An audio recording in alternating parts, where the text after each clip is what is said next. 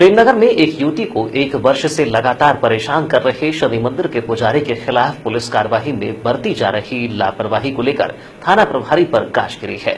मंत्री और एसपी तक मामला पहुंचने के बाद इस मामले में थाना प्रभारी को तत्काल नक्सल प्रभावित क्षेत्र में स्थानांतरित कर दिया गया है।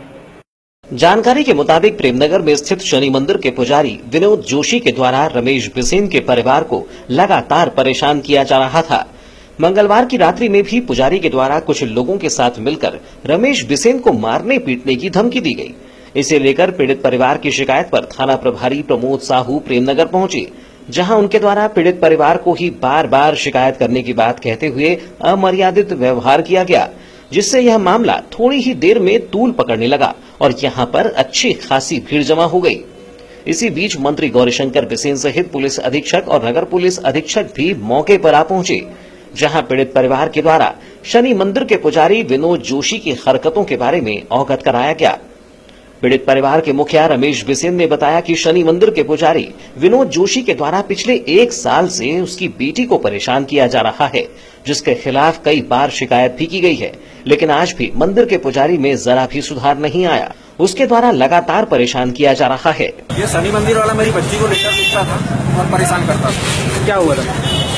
ये घर में लेटर फेंकता था, चिट्ठियाँ फेंकता था। कौन है ये? आज क्या हुआ था? आज क्या हुआ है? आज ये मेरे दुकान के ताले तोड़े हैं और कल लड़के लेके आया था मारने के लिए और यहाँ पे एक लेटरबाजी कर रहा था। तो क्या इसके पहले रिपोर्ट दर्ज कराए थे आपने? हाँ। कब कराए थे? ये 21 तारीख को कराया हूँ और ये कहे तो मैंने 24 तारीख को कराया। क्या कार्रवाई हुई थी? क्या कार्रवाई हुई थी? कार्रवाई कुछ नहीं हुई सर, 2 दिन अंदर रख छोड़ दी। अच्छा, ये बताएं उसका नाम क्या है? विनोद जोशी। विनोद जोशी कहाँ रहता है? ये शनि मंदिर का पुजारी है, ये इन्हीं के घर के पास। अच्छा, ये बताएं आज आपकी दुकान का ताला तोड़ा है क्या? हाँ, रात में तोड़े हैं सर। अच्छा, कुछ सामान ले गए क्या? नहीं, सामान नहीं ले गए, ताला एक ही टूटा है। अच्छा, कब से धमकी दे रहा है? ये बहुत दिन से दे रहा है, दुकान पे आना, धमकाना, चमकाना, मेरी लड़की ऐसी है वैसी है, दुनिया भर की धमकियां देना, दुनिया भर के नाटक। समाजसेवी कृष्णा मिश्रा ने भी शनि मंदिर के पुजारी विनोद जोशी के आपराधिक छवि को लेकर चर्चा की। उन्होंने बताया कि इसके पूर्व भी जोशी के द्वारा अपनी पत्नी को आग से जलाकर मौत के घाट उतारा गया है। इनकी इस आपराधिक छवि के कारण आए दिन यहाँ पर विवाद होते रहते हैं। देखिए, ये जो व्यक्ति है आदतन बदमाश है।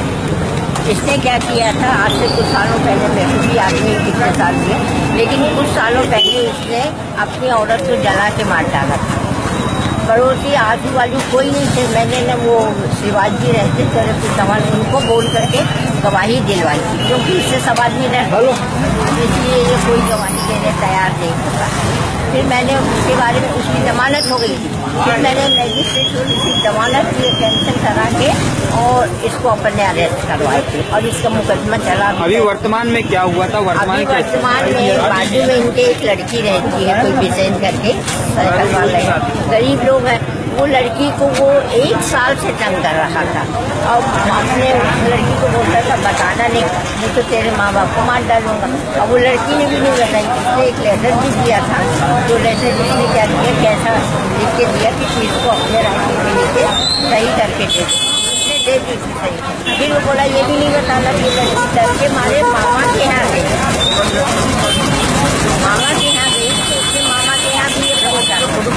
जब मामा ने देखा, रमेश बिसेन की शिकायत के बावजूद भी पुलिस की ओर से कार्यवाही में बरती जा रही लापरवाही को लेकर विशाल बिसेन भी यहां पहुंच गए, जहां उनका सामना मंत्री बिसेन से हो गया, जिससे दोनों के बीच इस मामले को लेकर गर्मा गर्म बहस भी हो गई। बताया जा रहा है कि विशाल बिसेन और मंत्री गौरीशंकर बिसेन के बीच करीब 20 मिनट तक हॉट टॉक हुई। इसके बाद मंत्री बिसेन यहां से निकलकर सीधे सर्किट हाउस जा पहुंचे, जहां उनके द्वारा थाना प्रभारी को तत्काल प्रभाव से निलंबित करने की बात मीडिया से कही गई। टीआई को हटा दिया गया। कैसे, क्या मांगा? इसलिए हटाया गया कि टीआई अपने काम को जवाबदारी से निर्वहन नहीं कर रहे और इसी घटना से नहीं और अनेक घटनाएं थी जिसकी शिकायत शासन को भी मिली और हमारे पुलिस अधीक्षक और आईजी को मिली।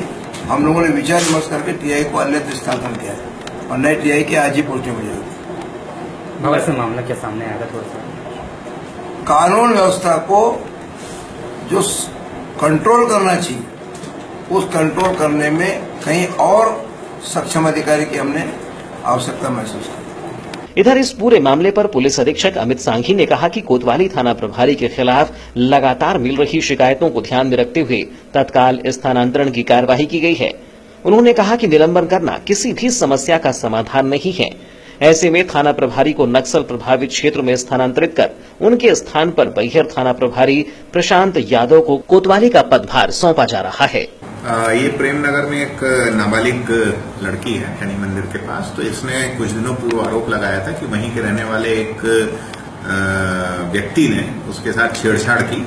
इस पर थाना कोतवाली में अपराध दर्ज करके और उस आरोपी को गिरफ्तार कर लिया गया था। उसके कुछ दिनों बाद पुनः लड़की की तरफ से ये बात आई कि ये छूटने के बाद कुछ डरा धमका रहा है। उस पर पुनः पुलिस ने वैधानिक कार्रवाई कर दी। और परंतु जो पीड़िता का परिवार है वो लगातार इस बात की शिकायतें कर रहा है कि कोतवाली से और पुलिस का जो डर है या जो उसका सहयोग है वो नहीं मिल पा रहा है। और इसी बात को लेके आज वहां पे थोड़ा सा हंगामा हुआ था।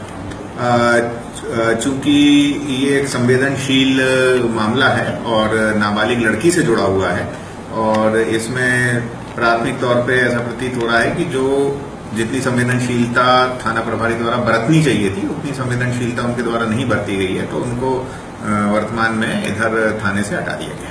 ये चूंकि कोतवाली महत्वपूर्ण थाना है और जिले में हमारा चूंकि नक्सल इलाका है पूरा बालाघाट, और अभी कम से कम हमारे 5 थाने टीआईओ की कमी के कारण खाली पड़े हैं।